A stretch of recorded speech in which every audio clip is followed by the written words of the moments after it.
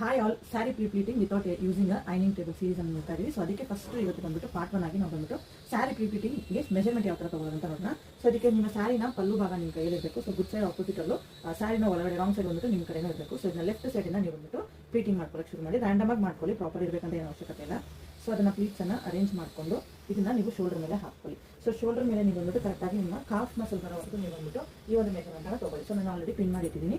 So ನೀವು ಅದೇ ಥರ ಪಿನ್ನಿಂಗ್ ಅನ್ನ ಮಾಡಿಟ್ಕೊಳ್ಳಿ. ಸೊ ನೆಕ್ಸ್ಟ್ ಬಂದ್ಬಿಟ್ಟು ಆ ಪಿನ್ನ ಅದೇ ಪೊಸಿಷನಲ್ಲಿ ಇಟ್ಕೊಂಡು ನಿಮ್ಮ ಸೀರೆನ ಒಂದು ಈ ಥರ ಕಂಪ್ಲೀಟ್ ಆಗಿ ತೊಗೊಂಡು ಬಂದ್ಬಿಟ್ಟು ನಿಮ್ಮ ರೈಟ್ ಸೈಡ್ ಕೈವರೆಗೂ ಈ ಒಂದು ಮೆಜರ್ಮೆಂಟ್ ಅನ್ನು ತೊಗೊಂಡು ಬಂದ್ಬಿಟ್ಟು ಅಲ್ಲಿ ಒಂದು ಪಿನ್ ಅನ್ನ ಹಾಕೊಳ್ಳಿ. ಸೊ ಥರ್ಡ್ ಮೆಜರ್ಮೆಂಟ್ ಬಂದ್ಬಿಟ್ಟು ನಿಮಗೆ ಟಕ್ಕಿನ್ ಪಾರ್ಟ್ ಇರುತ್ತೆ. ಸೊ ಟಕ್ಕಿನ್ ಪಾರ್ಟ್ನ ಸೀರೆನ ಸ್ಟಾರ್ಟಿಂಗ್ ಭಾಗನ ಈ ಥರ ಇಟ್ಕೊಂಡು ಅದನ್ನ ನೀವು ಬಂದ್ಬಿಟ್ಟು ಒಂದು ರೌಂಡ್ ತೊಗೊಂಡು ಬನ್ನಿ. ಈ ಥರ ತೊಗೊಂಡು ಬಂದಮೇಲೆ ನಿಮ್ಮ ರೈಟ್ ಸೈಡ್ ಶೋಲ್ಡರ್ನ ಲೆಫ್ಟ್ ಸೈಡ್ ಶೋಲ್ಡರ್ವರೆಗೂ ಈ ಒಂದು ಮೆಜರ್ಮೆಂಟ್ನ ತೊಗೊಂಡು ಬಂದ್ಬಿಟ್ಟು ಪಿನ್ನನ್ನು ಹಾಕ್ಕೊಡಿ.